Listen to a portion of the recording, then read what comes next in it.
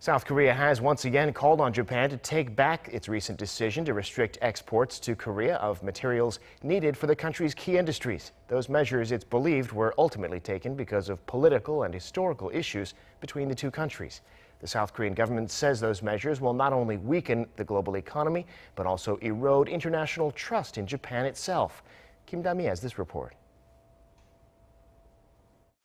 South Korea has once again called on Japan to retract its latest export restrictions and urged Tokyo to engage in a dialogue over the issue.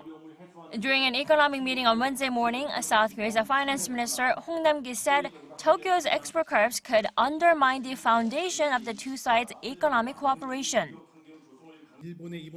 We are concerned that the Japanese move could further weaken a global value chain beyond the two countries, which in turn could damage global economic growth. The minister also expressed concerns over Japan's unfair export restrictions targeting a specific country and underscored South Korea-Japan's long economic ties. Hong then said Japan's latest move could hurt its level of trust in the eyes of the international community.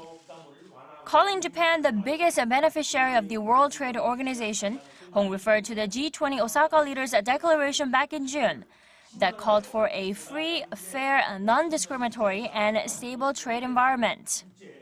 Seoul's Trade Minister Sung Yun-mo urged his Japanese counterpart Hiroshige Seko to maintain and promote free and fair trade. In a Facebook post on Tuesday, Sung openly refuted Seko's remarks that Japan's export curbs are intended to be a precautionary measure, not a retaliation against last year's forced labor ruling by South Korea's Supreme Court. Earlier on Monday, the Japanese minister denounced South Korean President Moon Jae-in's remarks the previous day that Japan will suffer greater economic damage should their trade standoff continue.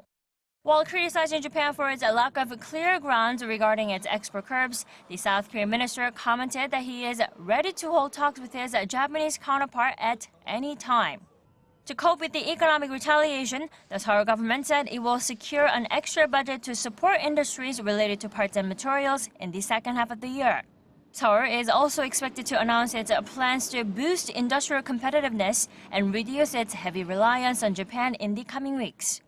Kim Da-mi, Arirang News.